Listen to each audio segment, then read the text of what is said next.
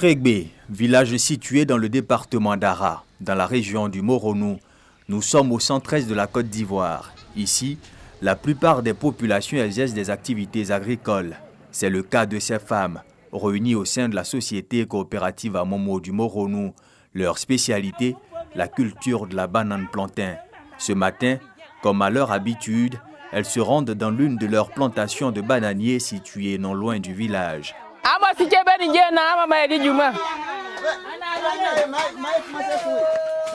Le travail du jour, nettoyer la plantation. Munies de maquettes, elles se mettent à la tâche.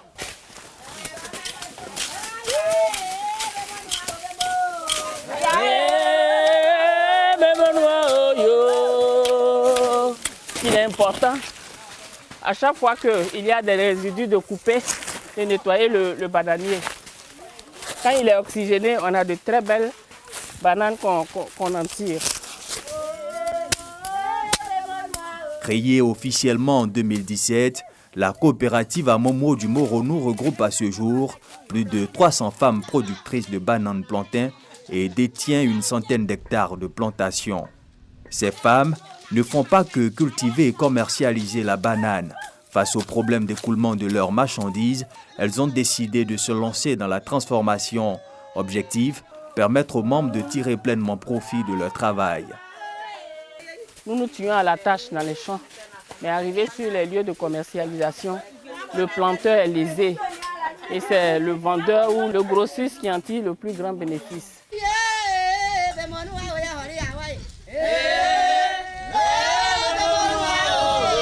Pour nous faire voir les réalités de leur nouvelle activité, la transformation de la banane, elles nous invitent après cette journée de travail bien remplie dans leur usine de fortune, cette cour située à l'entrée du village. Chacune à son poste selon sa spécialité et la recette, les femmes mettent en évidence leur savoir-faire de façon artisanale sans grands moyens logistiques. Ici, elles sont en train de faire des semoules de bananes plantain en vue de faire la bouillie, communément appelée le baka. Ici, elles sont en train de faire le ngbaou. On pile d'abord la banane mûre, on la rend en pâte et on la mélange avec une farine. Ça donne le mets qu'on appelle le ngbaou. On peut le comparer à la tséké de banane. Ici, elle est en train de préparer le mets qu'on appelle aroa lié, la nourriture de vieilles personnes. Quelques minutes plus tard, les mets sont prêts. La séance de dégustation peut commencer. Et ça, c'est quoi? C'est le ngbaou, c'est assimilé à la tséké de banane. Ça, c'est le frais. On a tout le séché là-bas. C'est très bon. C'est très bon, oui.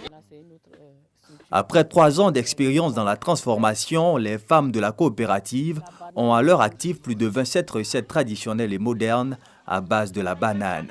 Mais dans l'exercice de cette activité nouvelle, les difficultés ne manquent pas. On a besoin de matériel semi-industriel. On a besoin de ressources aussi financières parce que pour la matière première, on a besoin de faire les champs, on a besoin de faire le transport, on a besoin de faire la commercialisation. Un autre volet important de la chaîne, la commercialisation des produits obtenus après la transformation de la banane. Pour comprendre cette étape, la responsable de la coopérative nous donne rendez-vous à Abidjan, dans la commune de Cocody. Elle participe ce jour à un salon dédié aux produits locaux organisé par une association estudiantine. Par curiosité, les gens achètent et quand ils découvrent que c'est bon, maintenant ils reviennent. Donc de plus en plus, on a des clients, on a des commandes. Participer à de telles activités, les femmes de Crégbé n'en sont pas à leur première expérience. En 2019, elles ont obtenu l'agrément pour exposer leurs produits au Salon international de l'agriculture et des ressources animales, SARA.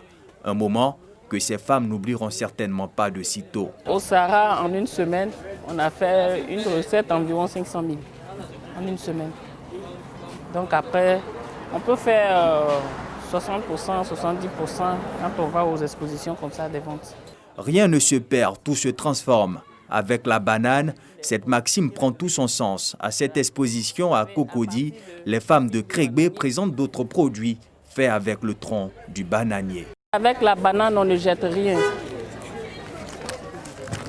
Vous voyez cet élément, il est fait à base du tronc de banane.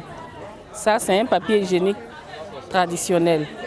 À partir de cet élément-là, on peut concevoir une mousse pour les bébés.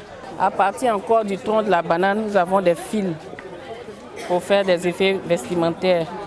Et avec ça aussi, on peut confectionner des chaussures et tout ça. C'est à partir de ce fil-là qu'on a fait ça. Ça, c'est un fourreau de portable. Aujourd'hui, leur plus grand souhait est d'obtenir une unité de transformation moderne dotée d'équipements adéquats. On est rentré en contact avec le ministère des PME qui nous a promis une usine de transformation. Nous avons entamé les étapes et nous aimerions que vivement ce projet prenne forme pour qu'on puisse passer à l'étape industrielle de la chose. En attendant cette unité de transformation, les femmes de la coopérative Amomo du Moronou continuent de transformer la banane plantain et font le bonheur des amoureux des mets de chez nous, des recettes made in Côte d'Ivoire.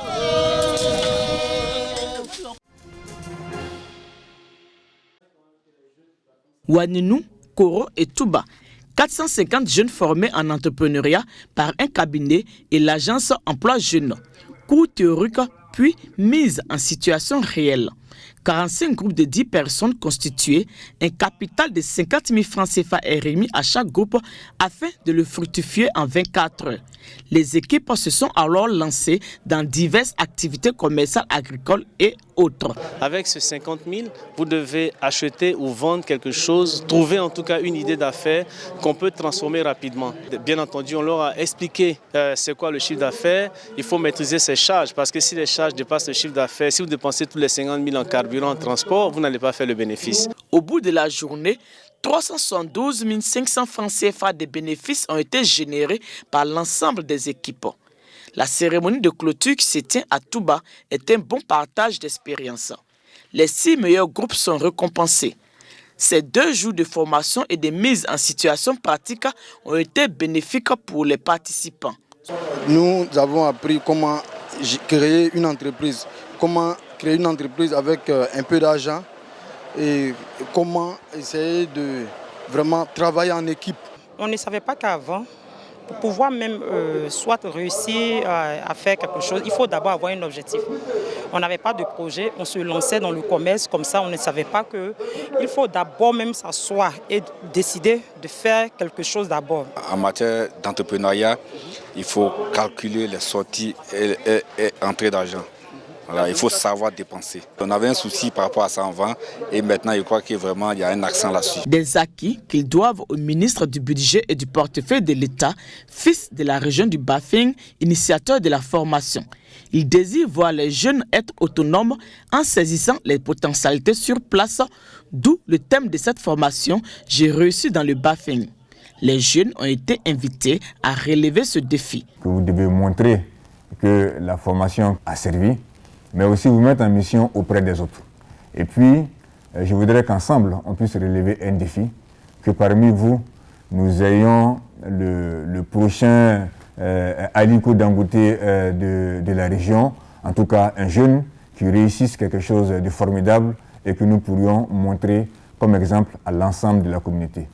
Notons que le capital et les bénéfices ont été remis aux équipes qui doivent continuer à fonctionner avec l'encadrement de l'agence Emploi Jeunes. Une évaluation est prévue bientôt. Élu à la tête des États-Unis avec 306 grands électeurs, Joe Biden, âgé de 78 ans, a été officiellement investi ce mercredi 20 janvier sur le parvis du Congrès à Washington comme la tradition l'impose. Le 46e président des États-Unis va désormais s'installer à la Maison-Blanche après cette cérémonie de prestation de serment marquée par l'absence de son prédécesseur Donald Trump qui a finalement souhaité bonne chance à son successeur. Lors de ce moment fort de la démocratie américaine, le démocrate Biden avait à ses côtés Barack Obama, George Bush et Bill Clinton. Cette journée restera à jamais dans les livres d'histoire, en particulier en raison de la section pour la première fois d'une femme à la vice-présidence de la première puissance mondiale. Kamala Harris, 56 ans, deviendra aussi la première personne noire et d'origine indienne à occuper cette fonction. À l'issue d'un mandat marqué par une avalanche de scandales et de impeachment, Donald Trump quitte le pouvoir au plus bas dans les sondages, coupé d'une partie de son camp. Joe Biden, qui entend rassembler tous les fils et filles des États-Unis, a sur son chemin plusieurs défis à relever, entre autres l'économie, le racisme et la sécurité.